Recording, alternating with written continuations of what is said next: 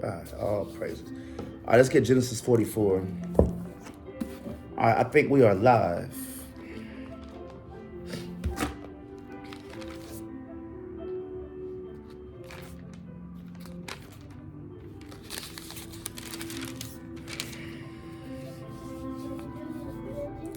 All right, so last time, well, first and foremost, right, we're going to give all praises, glory, and honor to Yahweh, Bahashem Hamashiach Yahweh Shai. We say, call Allah, but now with Yahweh, Bahashem Yahweh Shai.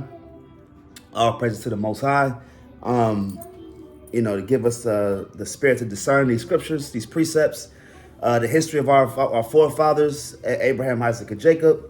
All right, we're going to go into the Torah portion of this week, January 4th, or starting at January 4th, 2021. The scriptures for the Torah portion this week would be Genesis 44:18 through Genesis 47 and 27. That would be the Torah part of the Torah portion. All right. All right. The Hebrew word for this week would be Vayagash. All right. Of course, the Hebrew date would be the 7th Tevet, 5780. All right. Again, the Genesis 44:18 is where we're going to start this week's Torah portion for this week to Genesis 47:27. All right. All right. So, of course, I'm Brother Ram, Officer Ram of Yahweh's camp. Getting ready to delve into this thing through the spirit of Yahweh Ba'ashem Yahweh Shai. All right. Hallelujah. All right. So with that, we're going to get into it. Just give me 1 second. Give me 1 second. Let me get my Strong's Concordance out.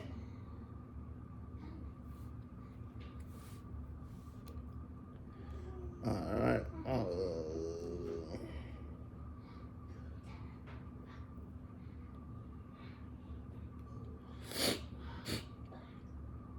Bear with me.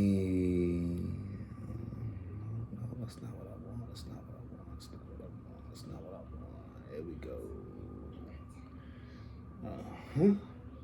Ebed. Amar. Ben. Yehuda. Come here. Be. I'm gonna let thy servant, I pray thee, speak a word. Debar. A word, Debar, let thy servant.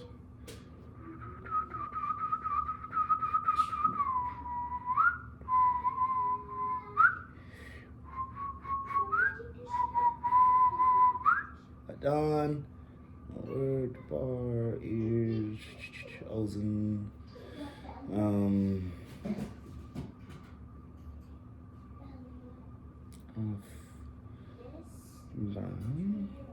Kara against thy servant, for thou art even a Pharaoh.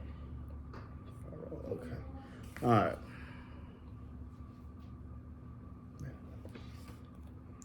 Are you ready? All right. All right, so let's get into this thing.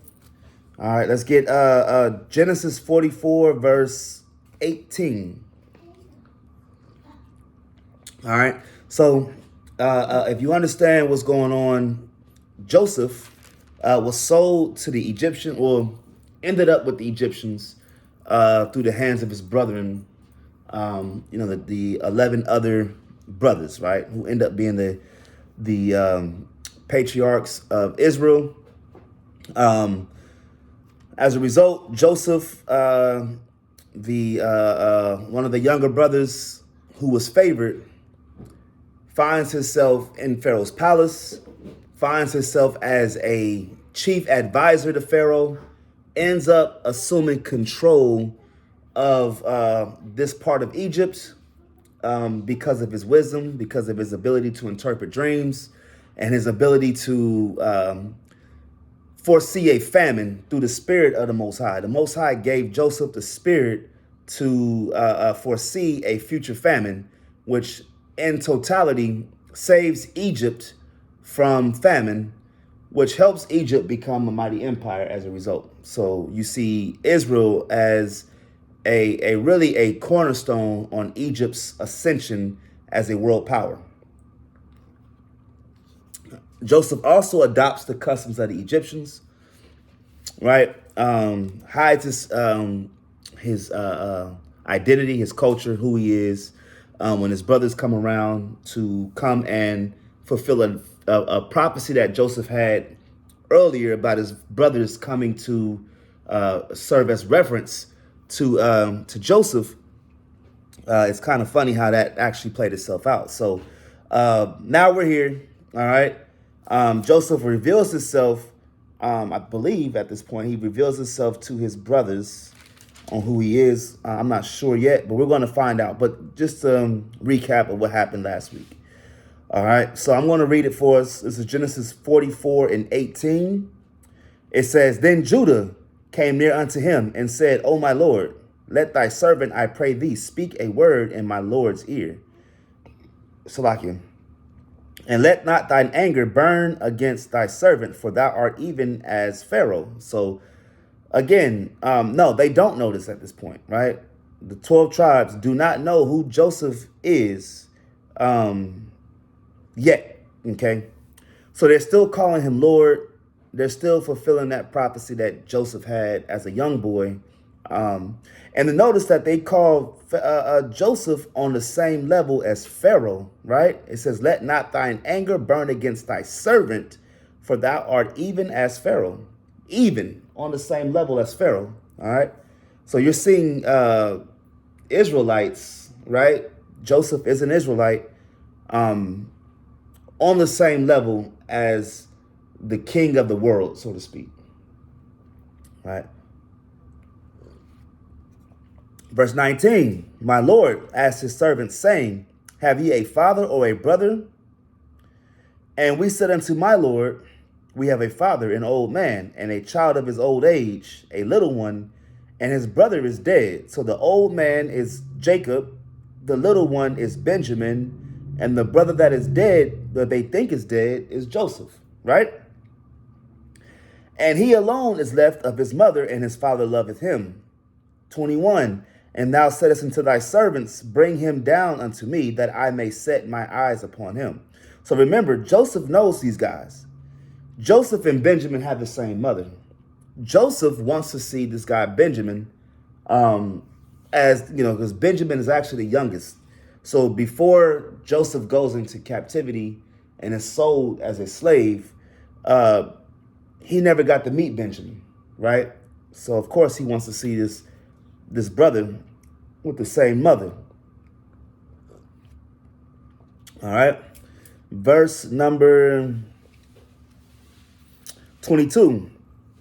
And we said unto my Lord, the lad cannot leave his father, for if he should leave his father would die. Now remember also, Joseph, or Jacob, Salakia, Jacob, also known as Israel, is weary of them going back and forth from Egypt back to their homeland, back to Egypt, back and forth. And I believe they're actually in present-day Israel at this time. I have to double check that. But they go back from their homeland over to Egypt, back to their homeland, back and forth. And Jacob's upset because the last time they kind of wandered off, Joseph never came home, right? So he's very clingy to Benjamin. Jacob is, right? Or Israel. All praises. So it said, verse 22, and we said unto my Lord, the lad cannot leave his father, or if he should leave his father would die.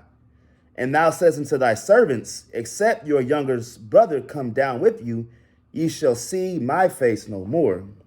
Right? And it came to pass, when we came up unto thy servant, my father, we told him the words of my Lord. And our father said, go again and buy us a little food.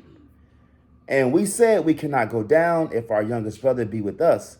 Then will we go down, for we may not see the man's face, except our youngest brother be with us. So Joseph has this contingency.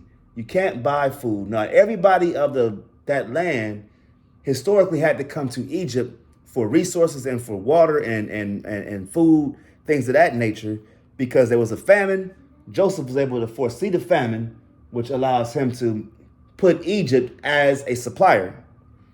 So in order for them to eat, they have to oblige by Joseph's wishes, his commands. Even Jacob has to oblige, right? His father, right? Where we at? 27. And thy servant, my father, said unto us, ye know that my wife bare me 2 sons, and the one went out from me, and I said, surely he is torn in pieces, and I said him not, and I saw him not since. And if ye take this also from me, and mischief befall him, ye shall bring down my gray hairs with sorrow to the grave. Now therefore, when I come to thy servant, my father, and the lad be not with us, seeing that his life is bound up in the lad's life, it shall come to pass, when he seeth that the lad is not with us, that he will die. And thy servant shall bring down the gray hairs of thy servant, our father, with sorrow to the grave. For thy servant becomes surety for the lad unto my father, saying, if I bring him not unto thee, then I shall bear the blame to my father forever. Now therefore I pray thee, let thy servant abide instead of the lad a bondman to my lord, and let the lad go up with his brethren. For how shall I go up to my father, and the lad be not with me, lest peradventure I see the evil that shall come on my father. All right, so this is pretty clear. All right, the idea is Joseph devises a way, or gets a way, to have Benjamin come down from his father over to Egypt to meet each other, essentially. My question is, would this be considered righteous deception? Right? Would this be righteous deception? I mean, honestly, he's not making known who he is to his brethren or his father, right? He's making it kind of hard on them, which he should. They sold him into captivity, right? All right, so this is chapter 45. Then Joseph could not refrain himself before all of them that stood by him, and he cried, cause every man to go out from me. And there stood no man with him, while Joseph made himself known unto his brethren. So, yeah, they didn't know who he was at the time. This is clear right here. Verse 2, and he wept aloud, and the Egyptians and the house of Pharaoh heard. And Joseph said unto his brethren, I am Joseph. Doth my father yet live? And his brethren could not answer him, for they were troubled at his presence. Hey, could you imagine? You all this time thought your brother was dead. It's your fault. You sold him into slavery. You damn near killed him yourself by what you did, right? Now, why would this idea? Hold on, where's the music at? Why would the idea of them being responsible for their brother's death troubled him? Right? Because remember, one of the first laws that God gave humankind, let's just say humankind, right, was do not kill your brother. This supersedes the law of Moses, right? Everybody got that? To not kill your brother comes before any law that Moses, because this was before Moses was even around. This is before the Most High gave the law to the children of Israel. This was a law that he gave people. Matter of fact, let's get that, right? Cain and Abel. All right. This is Genesis 4 and 8. And Cain talked with Abel his brother, and it came to pass when they were in the field that Cain rose up against Abel his brother and slew him. So Cain kills his brother, right? And the Most High said unto Cain, where is Abel thy brother? And he said, I know not. Am I my brother's keeper? And he said, what hast thou done? The voice of thy brother's blood crieth unto me from the ground, right? And now art thou cursed from the earth, which hath opened her mouth to receive thy brother's blood from thy hand. All right, and then of course you go into the curse of Cain, which is what a mark that was set on Cain, right? But the idea that Cain killed Abel, right, breaks one of the laws that was implemented during that time period. All right. All right. So now that we understood that, let's go back to Genesis 45 and 1. Then Joseph could not refrain himself before all them that stood by him. And he cried, cause every man to go out from me. And there stood no man with him, while Joseph made himself known unto his brethren. And he wept aloud, and the Egyptians, the house of Pharaoh, heard. And Joseph said unto his brethren, I am Joseph. Doth my father yet live? And his brethren could not answer him, for they were troubled at his presence. And Joseph said unto his brethren, come near to me, I pray you. And they came near, and he said, I am Joseph your brother, whom you sold into Egypt. So they don't know what to think, because they don't know if they're going to get put to death because of what they did. They don't know if they're going to, how he's going to greet them. I mean, how would anyone greet someone that sold someone into slavery and had him, as a result, go to prison because they were haters? They hated on their brother Joseph because of that dream he had. Precept? All right. It shows up in Acts, but I'm not going to. Now, if you got something, bring it up. All right. Verse 5. Now, therefore, be not grieved, nor angry with yourselves that ye sold me hither for Yahweh, or for God, or Elohim, right? Elohim, for God did send me before you to preserve life. Oh, you see what Joseph makes out of that? Joseph finds the silver lining on him being sold into slavery. Me going into slavery allowed Pharaoh to hearken to my dream, which then saved the land from starvation and famine. If I didn't have this dream, Pharaoh would not have had the knowledge to preserve food for 7 years, which allowed us to survive the famine, which meant everyone lived. So Joseph is actually seeing the silver lining. A lot of times we as a people have to see, when we went into bondage, it allowed us to see that we were the actual slaves, or the Hebrew Israelites. This is why Deuteronomy 28:68 hit so hard with the Black and Mexican community, because we understood that we went into slavery on slave ships. As a result, it gives us a nationality.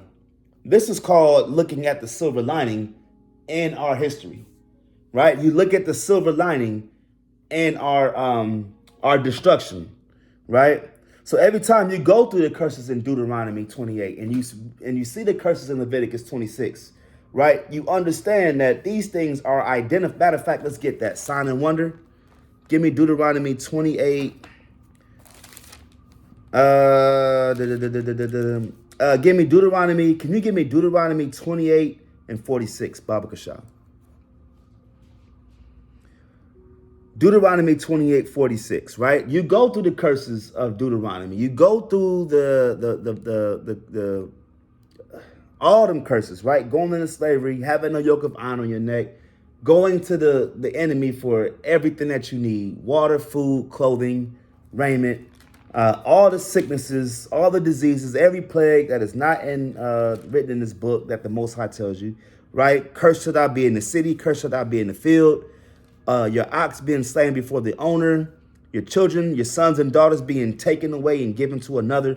All these different curses that we look upon and we cry and we weep, they're actually a sign. Read what you got. And they shall be upon thee for a sign. Uh-huh. And for a wonder. Uh-huh. And upon thy seed forever. Upon thy seed forever. This sign, this curse will be a sign and a wonder. You know where you live at because of the sign, the street sign, right? You know you're going into Alpha Beta or Albertsons or Food Line, whatever, Walmart, because it has a sign saying what? This is what this is, right? So Now we know who we are because of the sign and wonder. When it says you're going to go into slavery again in ships, right? Verse 68 is telling you that this sign and wonder will tell you who you are. All right. Now, Joseph saw that sign and wonder, right? He went into slavery and then came out on top. Now, my question, and it's rhetorical, would Joseph have this silver lining if he was still in prison when they came around? You know what I'm saying? Because he worked out for him and he was able to save the land of famine, he's able to have this glass half full spirit. Right? So we have to have that, because even though we go through captivity, even though we go through persecution, even though we go through Jacob's trouble, you see what I'm saying? We still have the Most High as our heritage. The Most High still puts his name on the children of Yasha'Allah, you so-called blacks, Hispanics, and Native Americans. But it's up to you to hearken and have the glass half full and come out of bondage, or to not hearken and stay in a spiritual slavery. All right? I have a Shalaki, I have a precept. Bring it up. This is Acts chapter 7. The story is being retold. Uh-huh. Acts chapter 7, verse 9. Come on. And the patriots moved with envy. The patriots are who? The 11 brothers. And they were envious of Joseph. All right, come on. Sold Joseph into Egypt, but Yahweh was with him. But Yahweh was with him, right? So even though we go through bondage, that's a good precept, right? Even though we go through bondage, even though we go through captivity after captivity, even though we get persecuted, even though we get another not guilty verdict, another young child being kidnapped, murdered, a young child going hungry at night, all these things that are the curses, again, it allows us to understand who we are. Now it's easier to go on the streets and say, this is you, brother, you an Israelite, because of what you went through. And we all experience the curses as children of Israel. We all go through the curses. That's how they're a sign and a wonder, right? So you have to rejoice that you actually fit the curses to be able to receive the blessings, right? These prerequisites, these prereqs, right, allow you to be able to get the blessings, but you have to hearken. You have to hearken to who you are and keep the commandments. Be obedient. You see what I'm saying? Read that again. And the patriarchs, moved with envy, sold Joseph into Egypt, but Yahweh was with him. And Yahweh's going to be with him. And he's going to be with all of us if we're obedient. There's more on that? It continues on through All praises. All right. So let's get Genesis 45 and 6. For these 2 years hath the famine been in the land. So there's famine for 2 years at this point. Joseph had what? 7 years total, right? For these 2 years hath the famine been in the land, and yet there are 5 years in which there shall neither be earing, nor harvest. Okay? So 5 more years of famine. 5 plus 2 is 7, right? Verse 7. And God sent me before you to preserve you a posterity in the earth, and to save your lives by a great deliverance. So it took Joseph going into bondage to then save the lives of his brother, his 11 brothers, right? Verse 8. So now it was not you that sent me hither, but God, and he hath made me a father to Pharaoh. A father to Pharaoh. Right? Because Pharaoh actually listened to Joseph, right? And Lord of all his house, and a ruler throughout all the land of Egypt. And that's essentially what's going to happen, right? If you see the parallel of what's going on, you're seeing Joseph going into bondage to then beget rulership. You're going to see us, we had to go through bondage to then beget rulership and be Lord of all the house of Egypt. Egypt would also be synonymous with America. Or these other nations, right? All these nations will also be, you can call them Egypt, because they know not the ways of the Father. They don't know that, right? So it's going to take the Most High's children. if this makes sense, to be able to be Lord and to be able to establish righteousness in the kingdom, which then brings forth what? Prosperity. So in order for a land to prosper, it has to be run and governed by an Israelite, because the Most High is dealing with the Israelites. So this is what it means when we come in rulership. The earth will be better when we are in rulership. All right. So let me get verse 8 again. Genesis 45:8. So now it was not you that sent me hither, but God, and he hath made me a father to Pharaoh, and Lord of all his house, and a ruler throughout all the land of Egypt. Verse 9. Haste ye, and go up to my father, and say unto him, Thus saith thy son Joseph, God hath made me Lord of all Egypt. Come down unto me, tarry not. And thou shalt dwell in the land of Goshen, and thou shalt be near unto me, thou and thy children and thy children's children, and thy flocks and thy herds, and all that thou hast. And there will I nourish thee. For yet there are 5 years of famine, lest thou and thy household and all that thou hast come to poverty. And behold, your eyes see, and the eyes of my brother Benjamin, that is my mouth that speaketh unto you. And ye shall tell my father of all my glory in Egypt, and of all that ye have seen, and ye shall haste and bring down my father hither. And he fell upon his brother Benjamin's neck and wept, and Benjamin wept upon his neck. Moreover, he kissed all his brethren and wept upon them. And after that, his brethren talked with him. Now, we know what that word kiss. Matter of fact, let's prove that word kiss. The Most High is not into homosexuality. Don't let these Egyptian Kemetic brothers try to tell you that the men of the Lord was on some freak stuff, right? This is Genesis 45:10. This word kissed, and the Hebrew word is nashak, right? Through the idea of fastening up, all right? It could be a literal kiss, but it could be figurative. That's what it says in the Strong's. This is Strong's H5401, right? The Hebrew word is nashak. All right, it means to fasten, right? Armed, right? So he's giving them things to make their journey prosperous. You don't want to, same way that David or Jonathan kissed David. He didn't kiss him, right? He gave him weapons. He gave him food, water, because of these journeys that they took.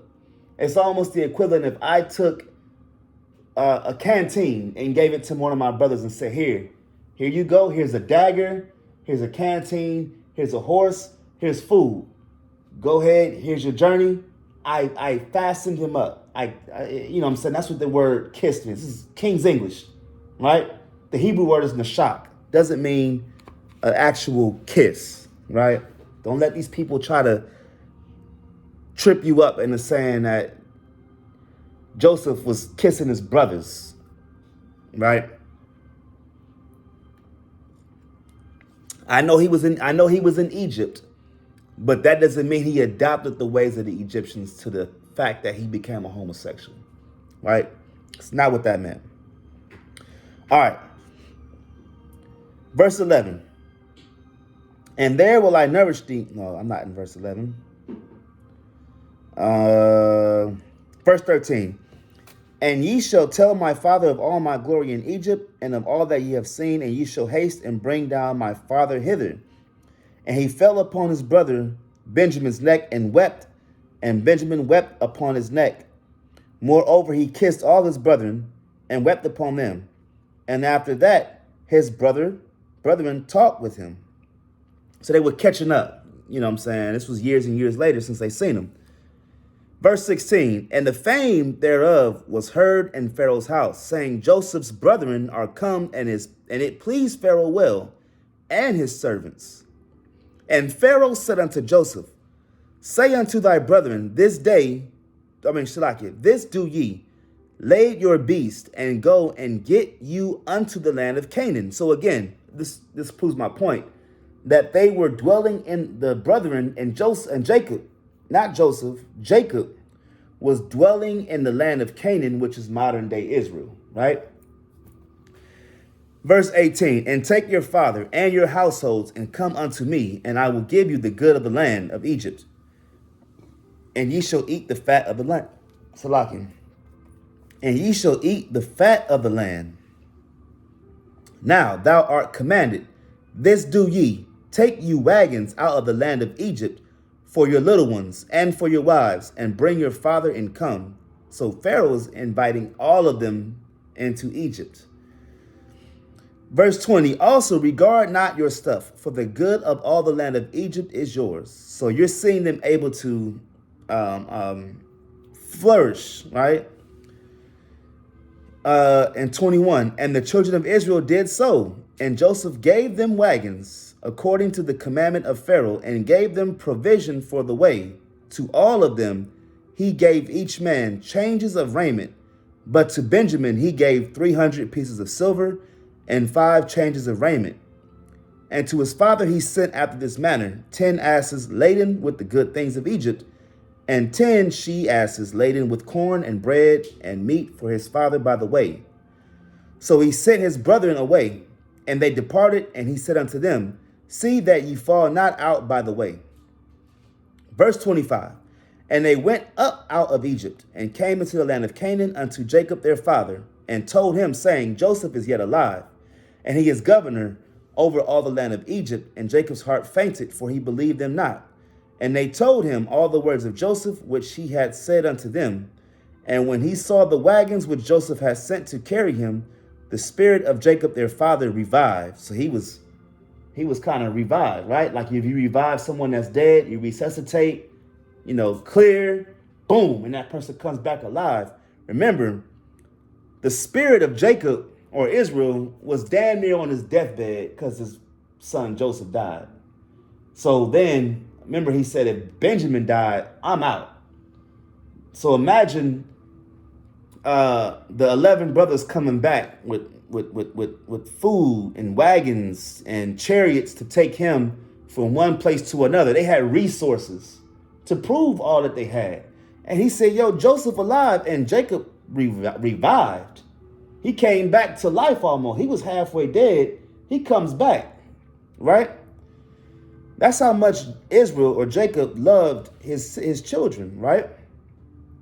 Verse 28, and Israel said, it is enough. Joseph, my son, is yet alive.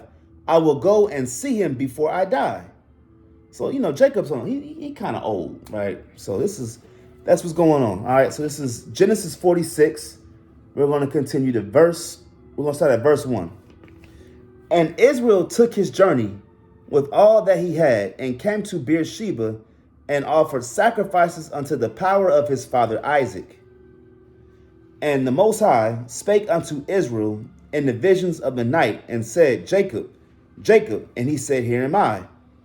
And he said, I am the Most High, the power of thy father. Fear not to go down into Egypt, for I will there make of thee a great nation. How does that happen? How does Jacob become a great nation when they go into the land of Egypt?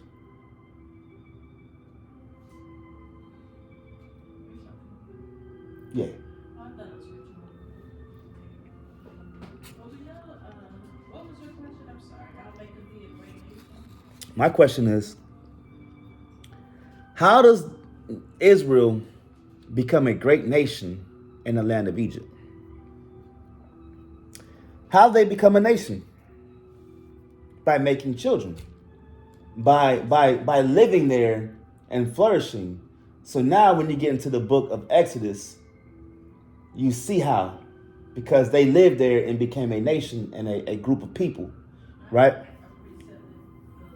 Bring it out. Genesis 12:1. Bring it out. Now the Lord, or Yahweh, had said unto Abram, get thee out of thy country and from thy kindred and from thy father's house unto a land there I will show thee. And I will make of thee a great nation, and I will bless thee and make thy name great, and thou shalt be a blessing. You see that? And so that was the Most High showing Abraham the land of Israel. And then we actually move into the land of Israel. We move out, we go to Egypt, and then we end up, and it's going to tell you, we end up becoming slaves in that land because we multiplied. You know what I'm saying? And the next Pharaoh, he's threatened by the people, right? All right, so let's get Genesis 46 and 3. And he said, I am the power of thy father. Hear not to go down into Egypt, for I will there make of thee a great nation. I will go down with thee into Egypt, and I will also surely bring thee up again, and Joseph shall put his hand upon thine eyes. Verse 5. And Jacob rose up from Beersheba, and the sons of Israel carried Jacob their father, and their little ones, and their wives, in the wagons which Pharaoh has sent to carry him. Real quick, where's my dictionary at?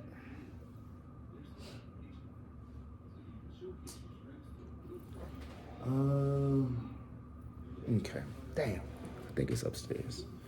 All right, verse 6. And they took their cattle and their goods, which they had gotten in the land of Canaan, and came into Egypt, Jacob and all his seed with him. I want to look up something real quick.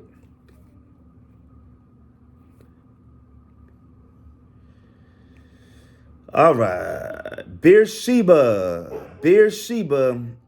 All right. Yeah, I need that dictionary because Strong's only says a land and a place in Palestine. Right. It's in my backpack, I think, upstairs, but it's all right. Right. All right. Where we at? What verse? We in verse 6. All right. All right. And they took their cattle and their goods, which they had gotten in the land of Canaan, and came into Egypt, Jacob and all his seed with him, his sons and his sons' sons with him, and his daughters and his sons' daughters, and all his seed brought he with him into Egypt. And these are the names of the children of Israel which came into Egypt: Jacob and his sons Reuben, Jacob's firstborn, and the sons of Reuben, Hanak, and Phalu, and Hezron, and Carmi, and the sons of Simeon, Jemuel, and Jamin, and Ohad, and Jashin, and Zohar, and Shaul, the son of the Canaanitish woman. And the sons of Levi, Gershon, Kohath, and Merari. And the sons of Judah, and Onan, and Shelah, and Pharez, and Zerah. But and Onan died in the land of Canaan, and the sons of Pharez were Hezron and Hamul. And, Shalaki, when you get a chance, the sons of Levi, read up on them. Get familiar with Gershon, Kohath, and Merari. Right?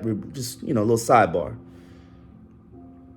All right. Verse 13. This is Genesis 46:13. And the sons of Issachar, Tola, and Phuvah, and Job, and Shimron. And the sons of Zebulun, Sarid, and Elon, and Jalil.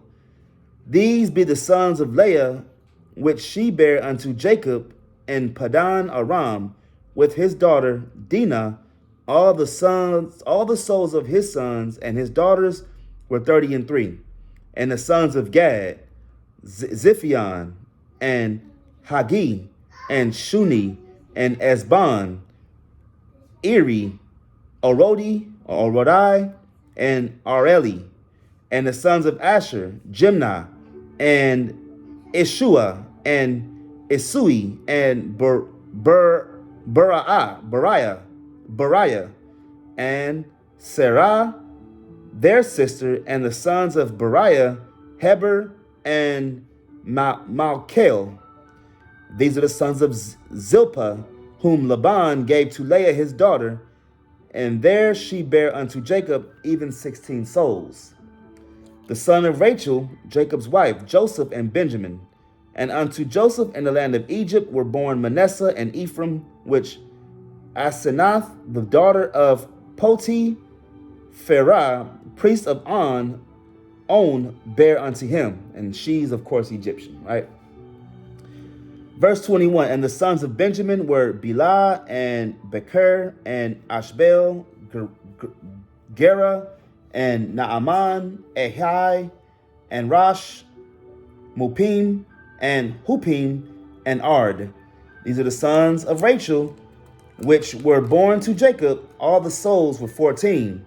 And the sons of Dan, Hushim, and the sons of Naphtali, Jazil and Guni and Jezer and Shalem. These are the sons of Bilhah, which Laban gave unto Rachel his daughter, and she bare these unto Jacob. All the souls were 7. And the souls that came with Jacob into Egypt, which came out of his loins, besides Jacob's sons' wives, all the souls were 66. And the sons of Joseph, which born him in Egypt, were 2 souls. All the souls of the house of Jacob, which came into Egypt, were 10. All right, Genesis 46 and 28. And he sent Judah before him unto Joseph to direct his face unto Goshen. And they came into the land of Goshen, into Egypt, right? And Joseph made ready his chariot and went up to meet Israel his father to Goshen and presented himself unto him. And he fell on his neck and wept on his neck a good while. So there was this point of them being reconciled. Okay.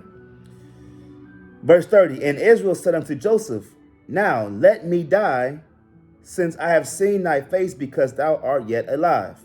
And Joseph said unto his brethren and unto his father's house, I will go up and show Pharaoh, and say unto him, my brethren and my father's house, which were in the land of Canaan, are come unto me.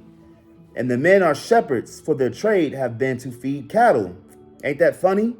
Isn't that funny how the 12 patriarchs of Israel were shepherds, right?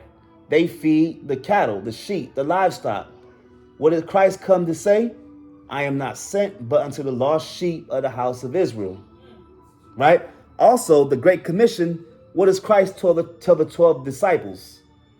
To go and feed the lost sheep, those that are lost, right? So we've also always had a spiritual connection with feeding sheep, feeding those that were lost, right? Sheep become very dumb without a herder. People don't understand that about sheep and cattle. When they don't have a herdsman, they're subject to prey, wolves, lions, bears, whatever the case may be. They can get stuck in a ditch, right? Because they're herding animals. They need a herdsman.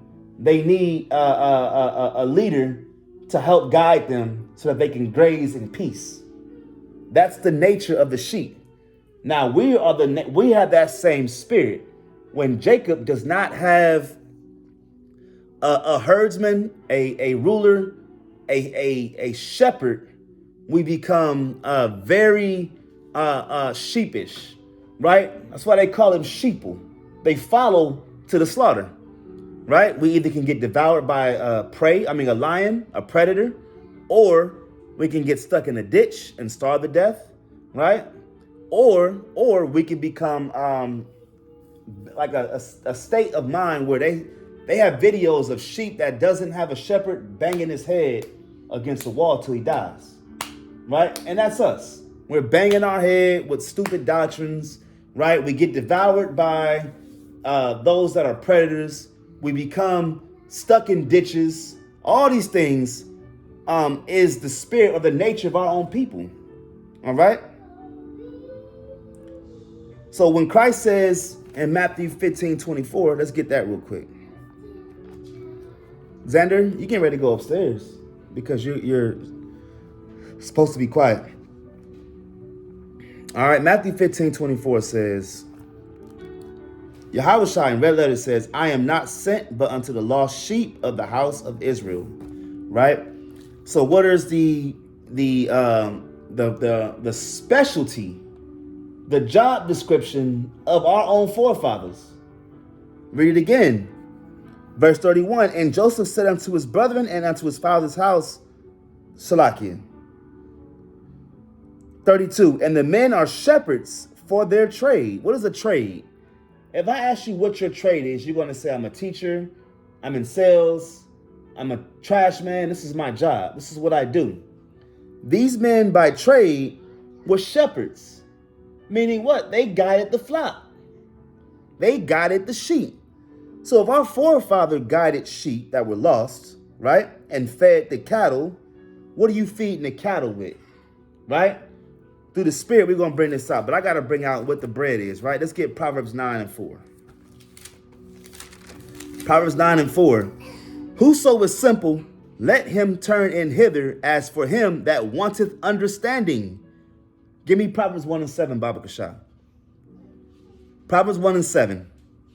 All right, I'm reading Proverbs 9 and 4.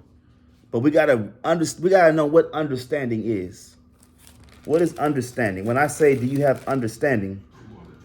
Salakia.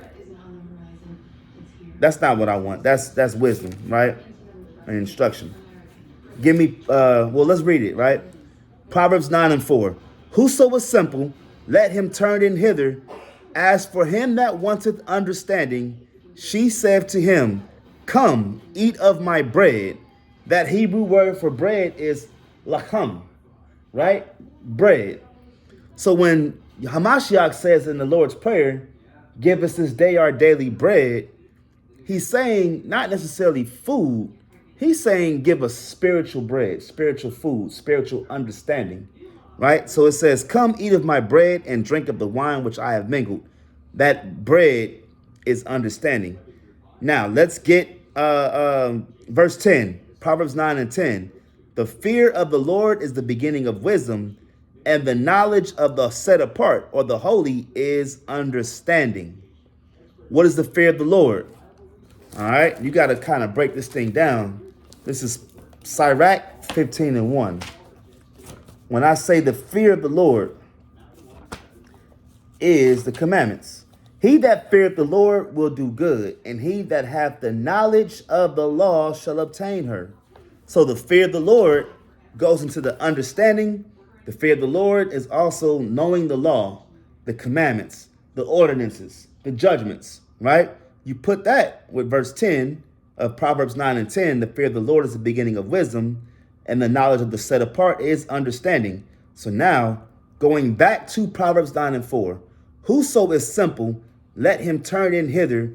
As for him that wanteth understanding, she said to him, come, eat of my bread, and drink of the wine which I have mingled. And that is what bread is, understanding of the law. Make sense? Okay. One more. Let's get Matthew 4 and 4. Bring that out, Baba Kashah. Proverbs 1 and 7. The fear of the Lord is the beginning of knowledge. So the fear, which is the understanding, which is the laws being kept, you understand the laws, statutes, and commandments, is the beginning of knowledge, right? Come on. But fools despise wisdom and instruction. See, fools despise wisdom and instruction, right? So, and I always use this analogy. When you go into instruction, you just get a new baby, you're putting the baby crib together, the baby gate, the baby crib, right? You're doing a lot of instruction reading. You're reading a lot of manuals if you're a new father, right? You cannot put the crib together properly unless you have the instruction. The instruction represents what? That instruction represents the way of doing it, the law on how to do these things. It's not going to be put together correctly if you do not have the instruction, which is the commandments. Matthew 4 and 4 says, it is written, man shall not live by bread alone, right? But by every word that proceedeth out of the mouth of God. What does that mean? What does that mean? If I say the bread represents the law, statutes, and commandments, Yahushua said, we're not living by bread alone. Because remember, you had brothers that lived by bread alone. What does that mean? They kept the commandment to a T. They knew the law better than you, but they forgot the other things. They forgot about every word, so they forgot about the grace. They forgot about the idea of having liberty for your brother. They forgot about all that. They said, oh, you stole from me? I need that back in a fifth. Right? That was the law. And they're right, but there is no gray area. There's no idea of having grace. So here's what Christ is saying.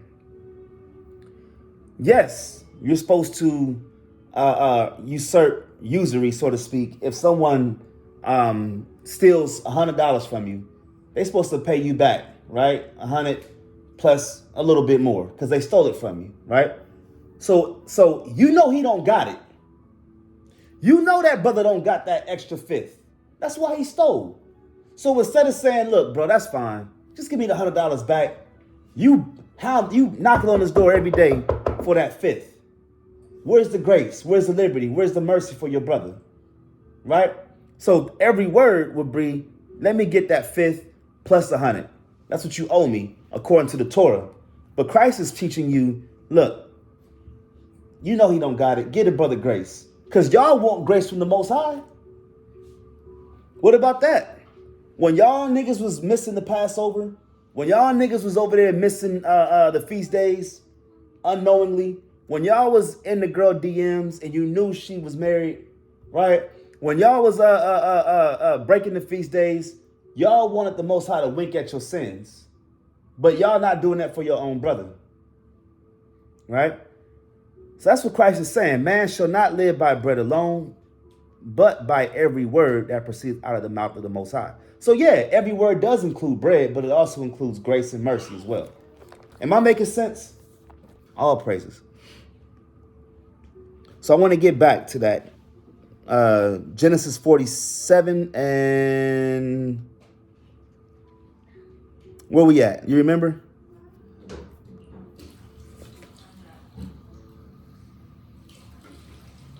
All right, so we just left off how Joseph told Pharaoh that they are shepherds by trade. So let's get Genesis 46:32. And the men are shepherds for their trade, have been to feed cattle. And they have brought their flocks and their herds and all that they have. And it shall come to pass, when Pharaoh shall call you and shall say, what is your occupation? That ye shall say, thy servants' trade have been about cattle from our youth, even until now, both we and also our fathers, that ye may dwell in the land of Goshen, for every shepherd is an abomination unto the Egyptians. You see that? Let me get that in a different translation. Let's make this make sense, right? All right, come on.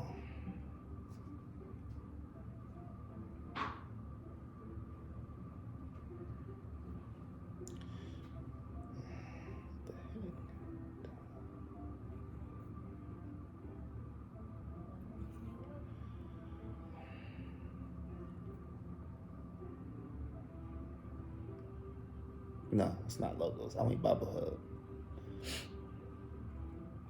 All praises. Genesis 36 and 34. No, 46, Salakia.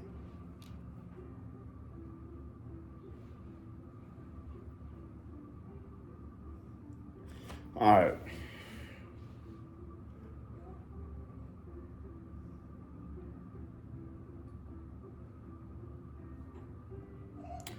That makes sense. All right.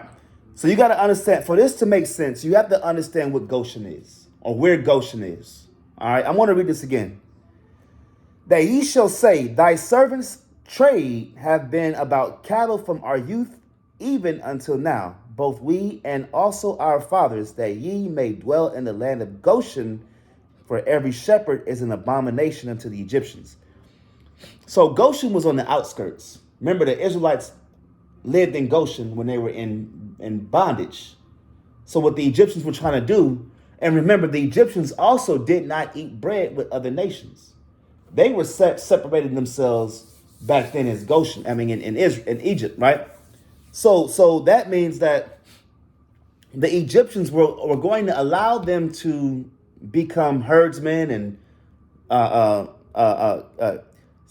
shepherds and things like that, but they were going to be allowed to live in the land of Goshen as a result, and not really in the heart of Egypt. All right.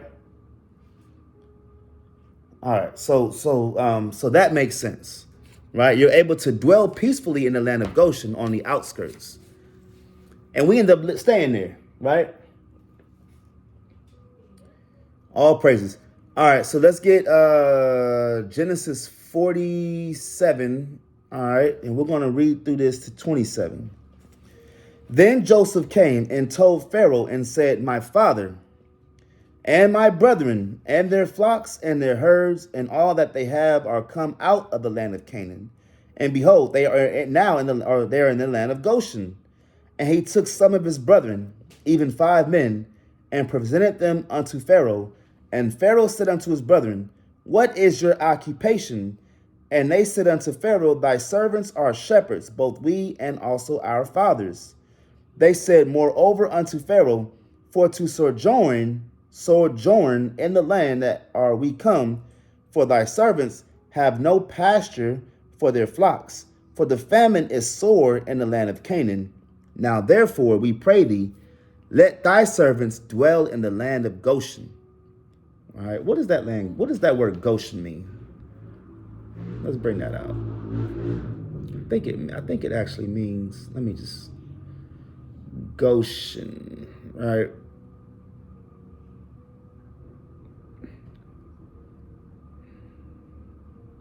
No,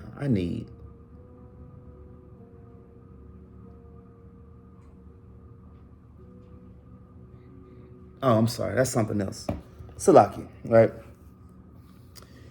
Verse 5, and Pharaoh spake unto Joseph, saying, thy father and thy brethren are come unto thee. The land of Egypt is before thee. In the best of the land, make thy father and brethren to dwell in the land of Goshen. Let them dwell.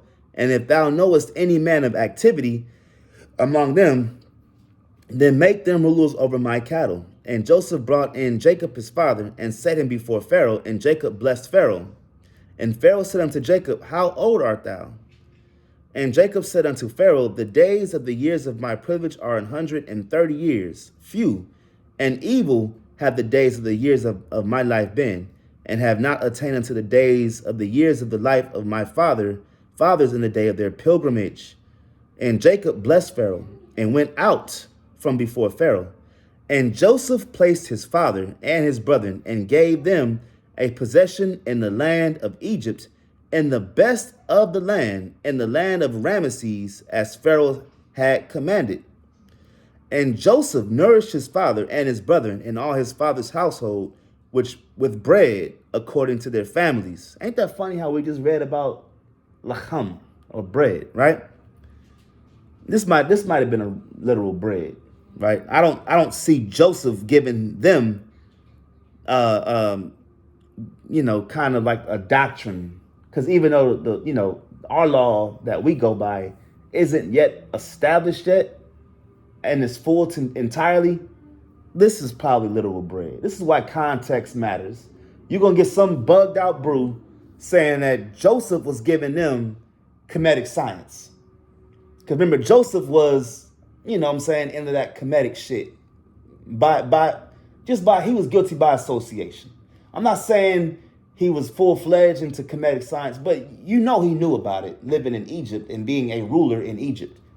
So, no, he's not giving them comedic science. He's giving them food to eat. All right, literal bread, right? Verse 13, and there was no bread in all the land, for the famine was very sore, so that the land of Egypt and of all the land of Canaan fainted by the reason of the famine. Literal bread, right? And Joseph gathered up all the money that was found in the land of Egypt and in the land of Canaan for the corn which they brought. And Joseph brought the money into Pharaoh's house. So this is not talking about doctrine, because then it gives you corn. Then it talks about money. This is literal food, all right? Don't let these idiots that want to be super deep allow you to be caught up in some bull. You know what I'm saying? Verse 15, And when money failed in the land of Egypt and in the land of Canaan, all the Egyptians came unto Joseph and said, Give us bread, for why should we die in thy presence? For the money faileth. And Joseph said, Give your cattle, and I will give you for your cattle if money fail. And so are they exchanging doctrine for actual cattle? Is Joseph getting paid to teach comedic science? No, this is food, man, right? Verse 17, and they brought their cattle unto Joseph, and Joseph gave them bread in exchange for horses, and for the flocks, and for the cattle of the herds, and for the asses, and he fed them with bread for all their cattle for that year. When that year was ended, they came unto him the second year, and said unto him, We will not hide it from my... So you see what? You see Joseph accumulating wealth because he was smart enough to have things preserved. He was distro, right? He was distro. Okay. He was, he was like Big Meech in a way. You know what I'm saying? And what you see in these drug movies, right? When that year was ended, they came unto him the second year and said unto him, We will not hide it from my Lord, how that our money is spent. My Lord also hath our herds of cattle. There is not aught left in the sight of my Lord, but our bodies and our lands. Wherefore shall we die before thine eyes, both we and our land? Buy us and our land for bread, and we and our land will be servants unto Pharaoh, and give us seed, that we may live and not die, that the land be not desolate. Literal seed, right? Not that other thing. And Joseph bought all the land of Egypt for Pharaoh, for the Egyptians sold every man his field, because the famine prevailed over them. So the land became Pharaoh's. And as for the people, he removed them to cities from one end of the borders of Egypt even to the other end thereof. Only the land of the priests bought he not, for the priests had a portion assigned them of Pharaoh, and did eat of their portion which Pharaoh gave them, wherefore they sold not their lands.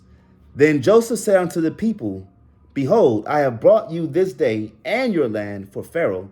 Lo, here is seed for you, and ye shall sow the land. Ain't that smart? Joseph accumulated resources and used that as a bargaining chip to acquire real estate. You want to talk about a damn a real estate tycoon? You're looking at Joseph, able to use food to then make the people sell their land. They can literally grow food on their land, but there was a famine. So that's almost like that's an unequal trade. I give you a chance to feed now, but you give me your land, then I can tax you later for that land. You can live there, but I'm going to accumulate wealth by giving you this land, well, selling you this land, or exchanging food for land. It's my land. Here's your food. You can eat for a little bit, right? But I'm going to own the rights to that land. Monopolization, right? There you go, right? Read that again. Verse 23. Then Joseph said unto the people, Behold, I have bought you this day and your land. He said, I bought you. So I own you and your land. Because now I own the taxes. I own the real estate.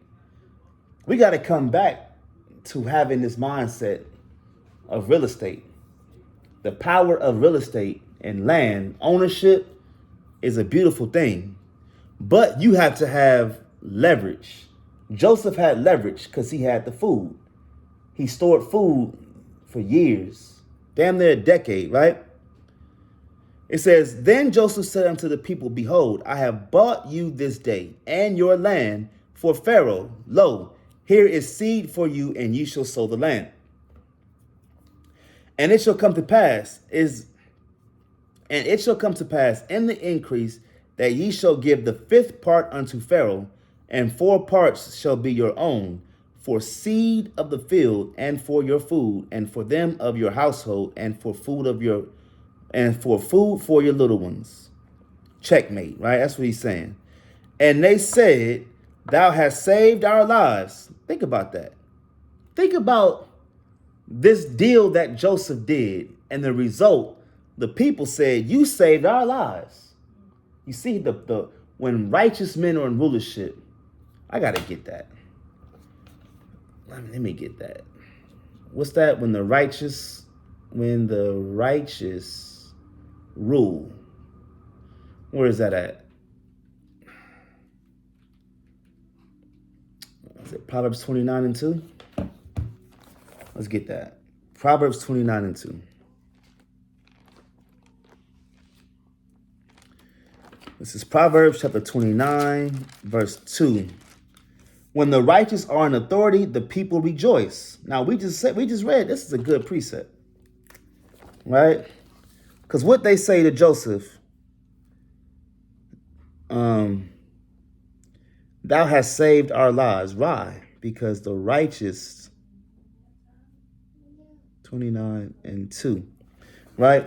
It says, when the righteous are in authority, the people rejoice. But when the wicked beareth rule, the people mourn, right? So Joseph has this mindset, or is able to have them believe that you saved our life. We owe you a lot, right?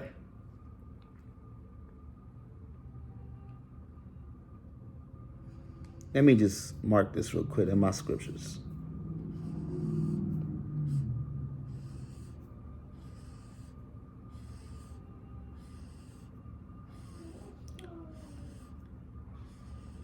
Look what they said in verse 25.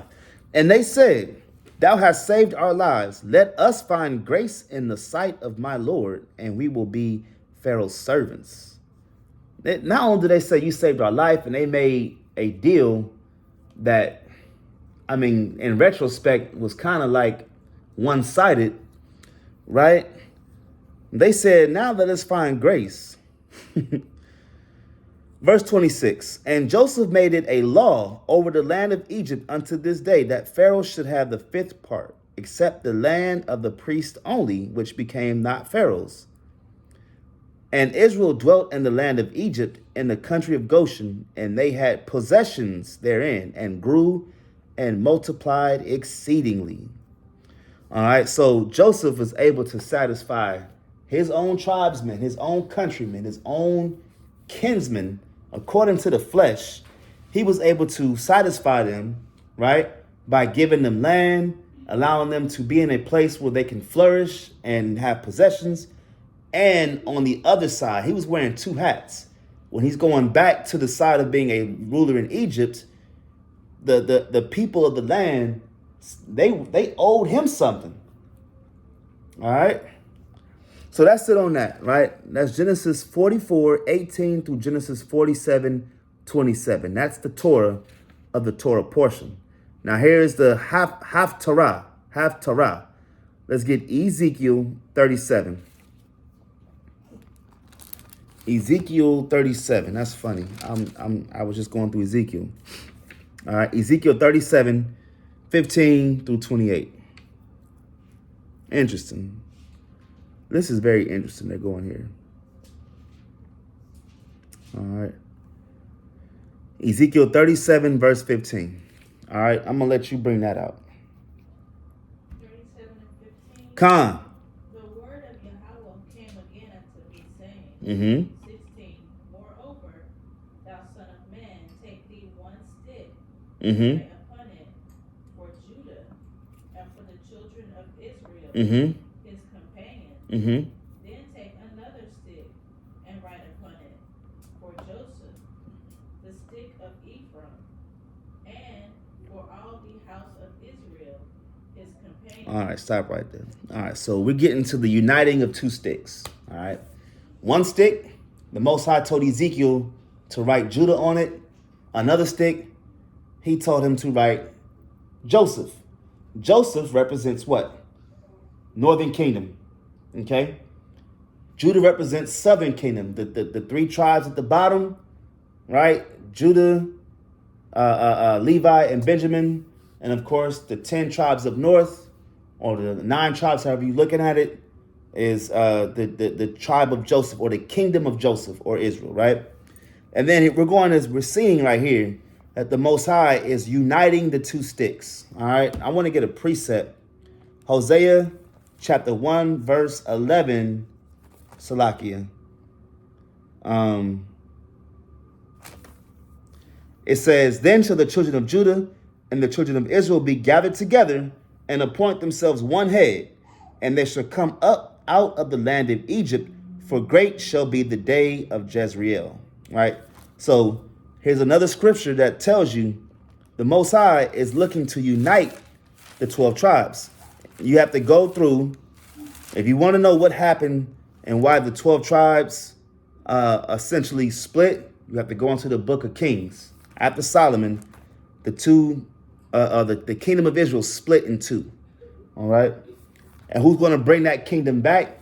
Yahweh Shah HaMashiach. This is Isaiah 11 and verse 13. The envy also of Ephraim shall depart. Ephraim represents the northern kingdom, Joseph's son, right? Ephraim. And the adversaries of Judah shall be cut off. Ephraim shall not envy Judah, and Judah shall not vex Ephraim, right? So that's, again, them prophesying to come back. So when Christ says, think not that I come to destroy the law and the prophets, because Israel and Judah are still at odds, that just goes to show you that the law is still in effect, because, well, the law is still around, because even the prophecies have to be fulfilled. And this prophecy in particular of the uniting of the two sticks has to come and be fulfilled. All right, John 10 and 16. All right, let's get John 10, verse 16. All right, and we'll get right back to it. It says, and other sheep I have, which are not of this fold, them also I must bring, and they shall hear my voice, and there shall be one fold and one shepherd. The two sticks, right? Being united, you're talking about northern kingdom, southern kingdom, coming back to the ways of his law and to the Most High. All right. So it says in Ezekiel 37:16, moreover, thou son of man, take thee one stick and write upon it for Judah and for the children of Israel, his companions. Then take another stick and write upon it for Joseph, the stick of Ephraim, and for all the house of Israel, his companions. All right. Can you read me Ezekiel 37 and 17? And join them one to another into one stick. So the 12 tribes will then be reunited into one stick. Has this happened yet? No, this has not happened yet. Even when you go into the land of Israel today, this is how you know they're not the real Jews. When you go into the land of Israel today, they only tell you about who? Judah. You might hear some that say I'm Levi, but you never go into Israel and hear Naphtali, Benjamin, Gad, Reuben, Manasseh, Ephraim, Asher. You don't hear that. So how can they be the real Jews and they're saying that this is prophecy fulfilled when Ezekiel 37 and 17 has not yet been fulfilled yet? They're not the real Jews, right? Verse 18. And when the children of thy people shall speak unto thee, saying, wilt thou not show us what thou meanest by these? Come on. Say unto them, thus saith Yahweh, behold, I will take the stick of Joseph, which is in the hand of Ephraim. So Joseph is Ephraim. This is why when Joseph had Ephraim and Manasseh's the oldest, but there was a switch where Joseph put Ephraim first. Now, what tribe was, let me see. Let me make sure I got this name right. What tribe was, let's go back to 1 Kings, right? Solomon was a Judite, correct? Solomon was from what tribe?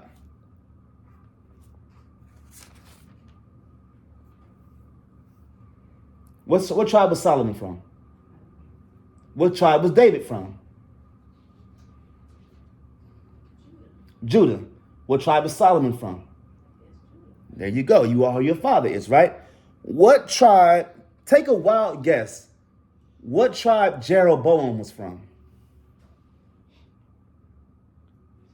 So let's back up. All right, let's back up. Solomon dies.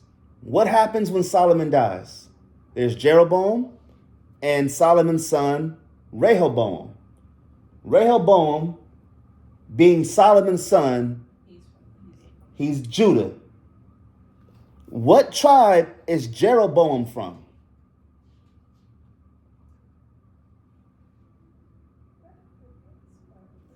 Think about it. Just think about it. Think about it.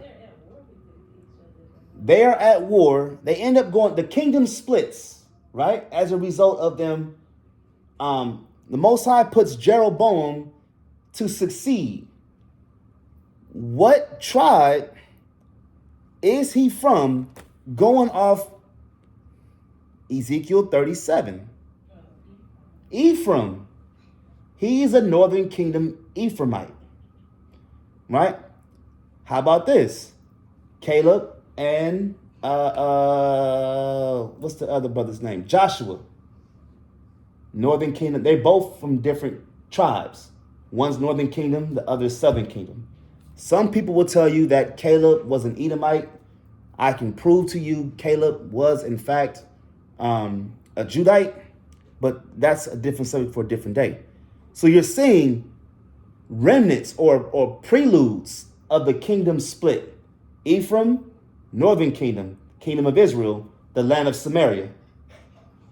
Judah, the kingdom of Judah, southern kingdom, the land of Jerusalem. Okay? So they split. When do they split? They split during the first Kings. Okay? Jeroboam takes his people 10 tribes north. Rehoboam keeps the kingdoms down south. Khan, we got that, right? All right, so let's go back. I'm going to read verse 19 again. Say unto them, thus saith Yahweh power, behold, I will take the stick of Joseph, which is in the hand of Ephraim, northern kingdom, and the tribes of Israel, his fellows, and will put them with him, even the stick of Judah, southern kingdom, and make them one stick, and they shall be one in my hand. So from Solomon's death up until 2022, the 12 tribes have never really been united since. Never been united since. You may have had situations where they may have fought in wars together. You may have situations where they are friendly towards another, but they're not united, right? They're not one. There's Ahab, then there's like Hezekiah, all these different kings, right? They're not one. They don't have one head. Christ has come to unite the 12 tribes, all right? That's why he says in John 10 and 16, there's others of my sheep that are not of this fold. I got to get them too. Remember, Northern Kingdom was cut off. They went into Syrian captivity. They lost their nationality. When you go to Second Esdras, they go to Ashtoreth, right, and become a nation there. They kind of get turned out. All right. All right. Now give me verse 20, Baba Kasha. Ezekiel 37 and 20. And the sticks whereon thou writest shall be in mine hand before their eyes. Come on. And say unto them, thus saith the Lord power, or Yahweh, behold, I will take the children of Israel from among the heathen. He would do what? Take the children of Israel from among the heathen. Come on. Whether they be gone, and will gather them on every side, and bring them into their own land. You see that? So it says the children of Israel. So again, if we got people calling themselves Israelites, calling themselves Jews, why am I only seeing really one tribe in the land of Israel? This Ezekiel 37 is not according to, or is not pertaining to your Rosenbaums and your, Cohens and your Lucases and Spielbergs. It's not going to this so-called white man. It says, I will have all tribes, northern and southern kingdom, right? And I will gather them from among the heathen. So 1948 Belfort Declaration and the years preceding that, when you found Jews going into the land of Palestine or Israel today and buying up land, this is not a fulfillment of Ezekiel 37:21. The Balfour Declaration in 1948 is not a fulfillment of Ezekiel 37, right? Because again, they've been in there since 1948, and not only have they had gay parades, and they have not had, they've been at war since they've been there. Scriptures tell you they're going to be at peace when they get into the land. They've been at war since they've been there, right? This is Jeremiah 29:14. And I will be found of you, saith the Most High, and I will turn away your captivity, and I will gather you from all the nations and from all the places whither I have driven you, saith the Most High, and I will bring you again into the place whence I caused you to be carried away captive. You see that? So when they came into the land, this is not them being fulfilled. This is them stealing an identity and trying to master and act like they're Israelites, man. Right? All right, so I'm going to read that again. I'm going to back up. I want you to give me Ezekiel 37:22. This is Ezekiel 37:21. And say unto them, thus saith Yahweh power, behold, I will take the children of Israel, not Judah, right? Not Ephraim, not southern kingdom, not North Israel, right? From among the heathen, whither they be gone, and will gather them on every side, and will bring them into their own land. Meaning, I'm going to bring them back to the land of Israel, right? Give me verse 22. And I will make them one nation. Do you do what? Make them one nation. So real quick, is the white man calling themselves Jews? Are they one nation when they say that they're Israelites and they're the real Jews? No, I don't care how much Yiddish Hebrew you understand. I don't care how much Hebrewism you know, Mishnah and the damn Talmud, which is satanic, right? You're not a nation. You're bastards. You're converts, right? This is Jeremiah 3:18. In those days, the house of Judah shall walk with the house of Israel. You see that? The house of Judah, northern kingdom, southern kingdom will be together, and they shall come together out of the land of the north, which is America, which will be Babylon. This is spiritual Babylon. The land of the north in this context, right, will be spiritual Babylon, because the physical land of the north was called Babylon. So this is end time connotation or end time prophecy. Why? Because this hasn't happened yet. The Most High did not bring northern kingdom and southern kingdom out of literal Babylon. Not yet, right? Because then we went to what? Greek captivity. Oh no, Medo-Persian, then Greek, then Rome. Then we went into spiritual Babylon, right? So it says, in those days, the house of Judah shall walk with the house of Israel. This is us being what? United. The two sticks being united again, right? And they shall come together out of the land of the north to the land that I have given for an inheritance unto your fathers. Again, these other nations cannot claim that. They can't even fulfill that. This shows you how little they even understood the prophecy that they claim that this is their forefathers. They say Ezekiel's their forefathers, but they don't even read his books. They don't read Jeremiah 3:18.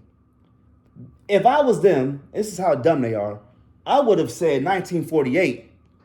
This is just if you really wanted to make claim, all 12 tribes is coming to Israel. But instead, they only gave you one tribe. What tribe are you saying? They're saying that they're from the tribe of Judah. They never tell you Asher. They never tell you Naphtali. Have you ever heard the tribe of Judah before you came in this truth? Yes. We've all heard of the tribe of Judah. Everybody want to be from the tribe. Everybody, right? Why is that? Because Judah is known. No one heard of the tribe of Gad when you was in Christian church, Sunday school. No one heard of the tribe of Naphtali or Asher, Zebulun. My first time hearing Zebulon was the damn city here in Raleigh, in North Carolina, right? But you don't even hear the tribe of Zebulon over in Israel, in Palestine today. So they cannot fulfill prophecy correctly. All right? Give me Ezekiel 37 and 23. So I can 22.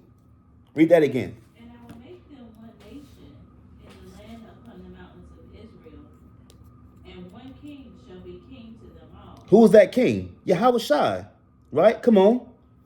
And one king shall be king to them all, and they shall be no more two nations. You see that? The Most High called us two nations.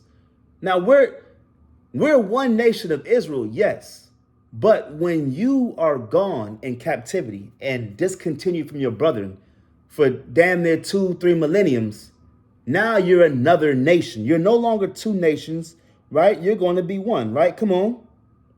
And they shall be no more two nations, neither shall they be divided into two kingdoms anymore at all. Has that happened yet?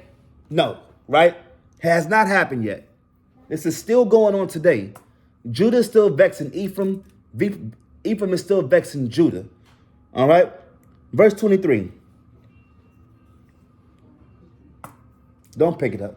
Neither shall they defile themselves any more with their idols, nor with their detestable things, Read on. nor with any of their transgressions. So real quick, is homosexuality detestable?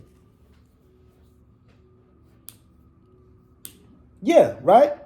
What about oral circumcision? Is that detestable?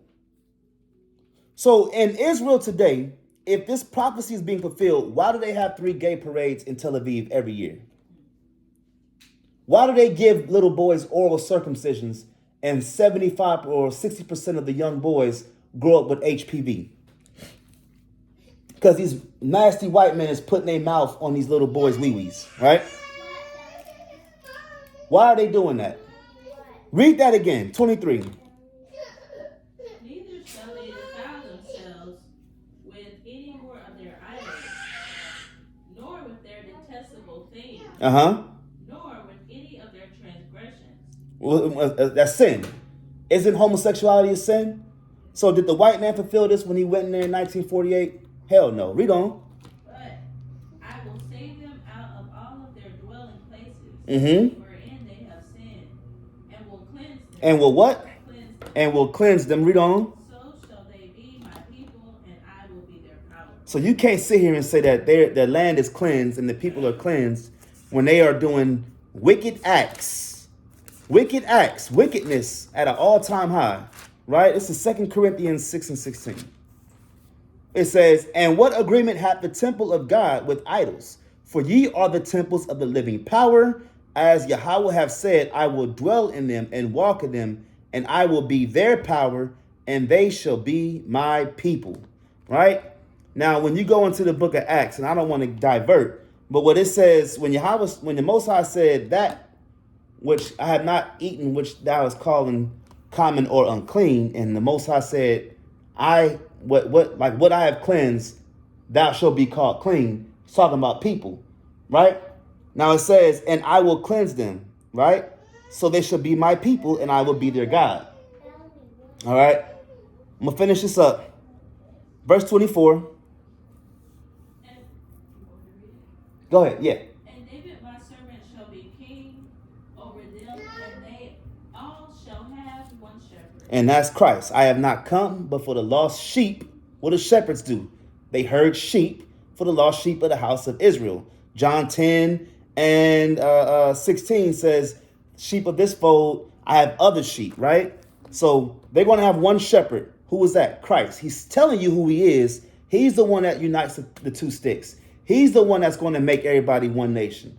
He's going to do these things.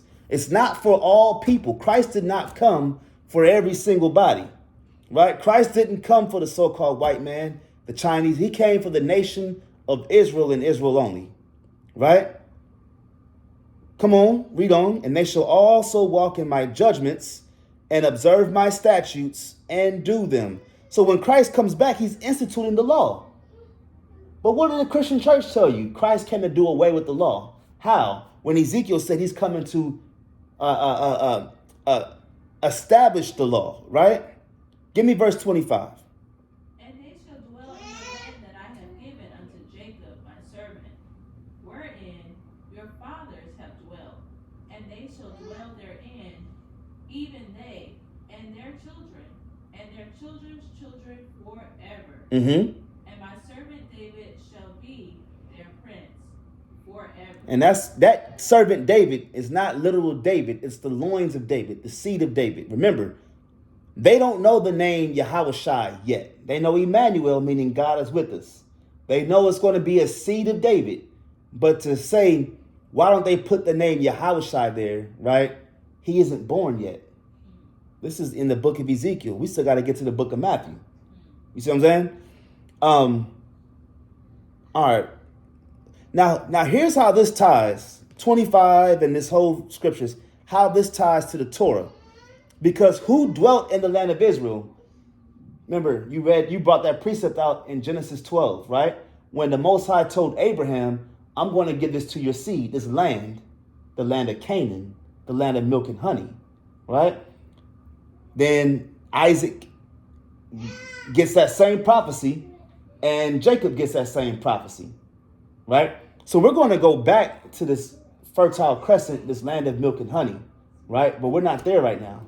Another reason why we're the real Jews and we're the real Israelites, the 12 children of Israel, this is why we're not able to quite claim hold to that yet, because we're not there yet, right? But who's going to get us there? Christ is going to get us there, right? This is why the folks in Demona went prematurely, because Christ didn't bring them there, right? They went prematurely, then they get kicked out. All right, let's finish this chapter out. Give me verse 26. Moreover, I will make a covenant of peace with them. It shall be an everlasting covenant with them. A what? Everlasting covenant. An everlasting, what is that covenant, right? That's the new covenant, Hebrews 8 and 8, right? Read on. And I will place them and multiply them, and will set my sanctuary in the midst of them forevermore. Again, we're going to get on this white man that's called himself a Jew.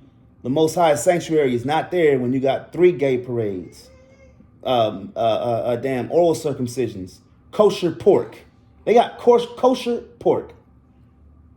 Kosher pork. How does that happen? How are you going to sit here and say that y'all are Israelites when you're finding ways to eat pork kosher? That don't make sense. It's an oxymoron, right? Hosea 12 and 14. Ephraim provoked him to anger most bitterly. Therefore shall he leave his blood upon him, and his reproach shall his Lord return unto him. All right. All right. Verse 27. Read that. My tabernacle also shall be with them. Yea, I will be their power, and they shall be my people. Uh-huh. And the heathens shall know that I, the Lord, do sanctify Israel, when the sanctuary shall be in the midst of them forevermore. Forevermore, right? So Ezekiel 37, right? Ezekiel 37 is a death blow to the man calling himself a Jew today. And we're not even talking about the white Jews. We could talk about them Ethiopians calling themselves Jews, right? We could talk about them Sephardic Jews. We could talk about the damn Ashkenazi. All these people calling themselves Jews are a synagogue of Satan, right? Because they don't keep the commandments properly, right? They don't. They find ways to break the Most High's commandments. All right. Let's get last few. Let's get Luke 24. We're going to finish this. Go ahead, bring it out. I was just thinking that the connection to Genesis is the reuniting, just how Joseph was reunited. That's a good point. I totally missed that one. That's a real good point. That's a real good point. And look, they got reunited, and it was Joseph being Ephraim, right? Reuniting with his brothers, right?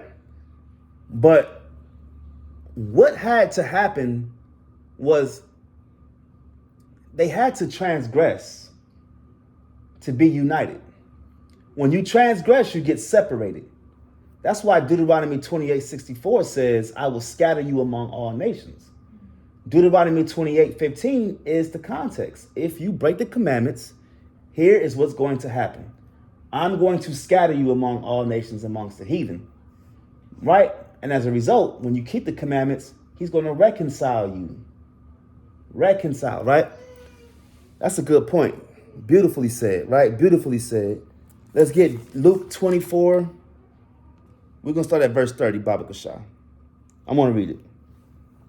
And it came to pass, as he sat at meat with them, he took bread and blessed it, and brake and gave to them, right? He gave them bread. This is the gospel part of the Torah portion, right? So the Most High, Yahushua, Salakia, not the Most High, Yahushua is breaking bread with his brothers, right? His kinsmen, his tribesmen, right? All right. Now, we just read what bread represents. So, symbolically speaking, Yahushua is giving them bread, right? And their eyes were opened, and they knew him, and he vanished out of their sight. So they got the understanding, bread meaning understanding. And they said one to another, did not our heart burn within us while he talked with us by the way, and while he opened to us the scriptures? And they rose up the same hour and returned to Jerusalem and found the 11 together and them that were with them. So now you're seeing them being reunited. Look at that. That's beautiful how you brought that up. You're seeing the disciples being reunited with the other brothers, saying the R.O.C is risen indeed, and hath appeared to Simon. And they told what things were done in the way, and how he was known of them in breaking of bread. And as they thus spake, Yahushua himself stood in the midst of them, and said unto them, Peace be unto you. But they were terrified and affrighted, and supposed that they had seen a spirit. And he said unto them, Why are ye troubled? And why do thoughts arise in your head, in your hearts? Behold, my hands and my feet, that it is I myself. Handle me, and see, for a spirit hath not flesh and bones, as ye see me have. So Christ is, this is Christ revealing himself post crucifixion, right? Verse 40, and when he had thus spoken, he showed them his hands and his feet. And while they yet believed not for joy and wondered, he said unto them, Have ye here any meat? And they gave him a piece of broiled fish and an honeycomb, and he took it and did eat before them. So this is a spirit able to eat. This is how you know Christ came back in the flesh and ascended in the flesh. They were able to touch him. No, he said, don't touch me, because I have not ascended to my Father yet. But they were able to. It was a possibility. It was possible. Now he's eating fish and honey, right? And then he did eat, and he did take it and eat it before them, right? And he said unto them, These are the words which I have spake unto you while I was yet with you, that all things must be filled which were written in the law of Moses, and in the prophets, and in the Psalms concerning me. Did this happen yet? We just read in Ezekiel 37, this had not happened yet. I'm going to precept that, right? Give me Psalm 22 and 16, Baba Kasha.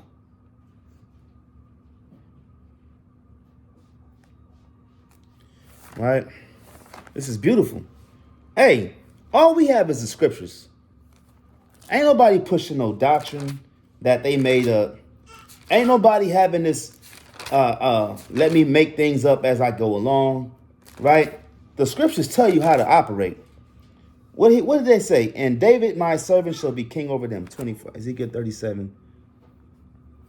So the prophets concerning, what about Isaiah 63? Isaiah 63. Did Christ come back and kill the Edomite? No. Right? Now Christ came back and then left. He's coming back again, but this time he's coming back to destroy. All right? That hasn't happened yet. Hasn't happened yet. Hey, Christ. Drew, can you close the door, Baba Kasha? All praises, right? So Christ says, the things concerning me hasn't happened yet, right? You got what I need? Psalm 22 and 16. Khan, bring it out. For dogs, is that what you want? Mm-hmm. For dogs have compassed me, the assembly of the wicked have enclosed me. Mm-hmm. They pierced my hands and my feet. So you're seeing David right here prophesying about Christ, right? Read on. I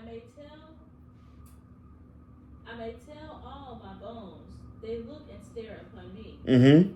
They part my garments among them and cast lots upon my vesture. You see that? So what did it say? Christ just said, these are the words in verse, this is Luke 24 and 44. These are the words which I spake unto you while I was yet with you, that all things must be fulfilled, which were written in the law. Now, what was the prophecies in the law? Deuteronomy 18 and 18 and Numbers 24, 17, right? Those are the two Torah filled, and Genesis 49, of course, right? These are what Moses prophesied about Christ. So that's that, right? And in the prophets, Isaiah, Jeremiah, Ezekiel, even David. And it says, and in the Psalms concerning me, right? We just read that in the Psalms, they pierced my hands and my feet. All right. Let me get this as well. Psalms 2, verse 6. All right. And then we're going to wrap it up. This is Psalms 2 and 6. Yet have I set my king upon my holy hill of Zion. I will declare the decree of the Most High has said unto me, thou art my son. This day have I begotten thee. Ask of me, and I shall give thee the heathen for thine inheritance, and the uttermost parts of the earth for thy possession. Thou shalt break them with a rod of iron. Thou shalt dash them in pieces like a potter's vessel. Hasn't happened yet. All right. This is Luke 24:45. Then opened he their understanding that they might understand the scriptures. So Christ went back and went through probably more precepts, showing them this is what I'm talking about. And he said unto them, thus it is written, and thus it is behooved Hamashiach to suffer and to rise from the dead the third day, and that repentance and remission of sins should be preached in the name among all nations, beginning at Jerusalem. Nations meaning families, right? Again, the Christian doctrine will use this great commission to tell you all nations can get salvation. It's not what the prophecy said. And because it says be preached among all nations, again, Deuteronomy 28:64 says we will be scattered in all nations. That's why it has to be preached in all nations, because it says we will be scattered in all nations. All right, Genesis 26:4. It says, and I will make thy seed to multiply as the stars of heaven. I will give unto thy seed all these countries, and in thy seed shall all the nations of the earth be blessed. We're going to be blessed because we're going to be in all nations, right? Which is families, right? Now, what is the Hebrew or what is the Greek word for nations? What is that Greek word? Let's bring that out. The Greek word for nations would be what? Ethnos. Let's just double check. Nations. In the book of Luke, you're looking at the word G1484, which is ethnos, right? A race, that is tribe, specifically a foreign, non-Jewish one. But it could be an Israelite. The Most High has called us ethnos before, right? This is Luke 7:5. The Most High calls us ethnos. For he loveth our nation, and he hath built us a synagogue. Again, Luke 7:5. Right? That's the same Greek word, ethnos. The Most High has called us ethnos before. So because it says ethnos doesn't mean it's not talking about Israelites. That's all I'm saying, right? And it says beginning at Jerusalem. All right. And ye are witnesses of these things. And behold, I send the promise of my Father upon you. But tarry ye in the city of Jerusalem until ye be endued with power from on high. Right? And I send the promise. Who the promise is given to? Romans 9:4, to Israelites. And he led them out as far as to Bethany, and he lifted up his hands and blessed them. And it came to pass, while he blessed them, he was parted from them and carried up into heaven. And he was carried. So, right? So how did he get there? That's that whirlwind. That's that cloud, that chariot. And they worshiped him and returned to Jerusalem with great joy, and were continually in the temple praising and blessing the Most High. Amen. Right? And of course, them worshiping him is the Greek word proskuneo. Let's just prove it. All right? We got to prove all things. Only the Most High got latreia. They got proskuneo. All right? He was reverenced. Only the Most High got latreia. All right? And they worshiped him. Let's just do that. Let me just write that down. Proskuneo. All right. That's the Greek word. All right. So with that, man, we had 1 hour and 46 minutes. All praise to the Most High. Hopefully this Torah portion that this week was edifying. Again, this is the Torah portion for the week of January 4th. All right. This is Vayigash. Genesis 44:18 through Genesis 47:27. That's the Torah. The Haftarah would be Ezekiel 37:15 through 28, uniting of the two sticks. All right. And the gospel would be Luke 24:30 through 48. All right. With that, we give all praise, glory, and honor. We say, Kal Halal, Abanawa Yahweh, Bahashem Hamashiach Yahweh Shai. Say Shalom. Till next time. The water.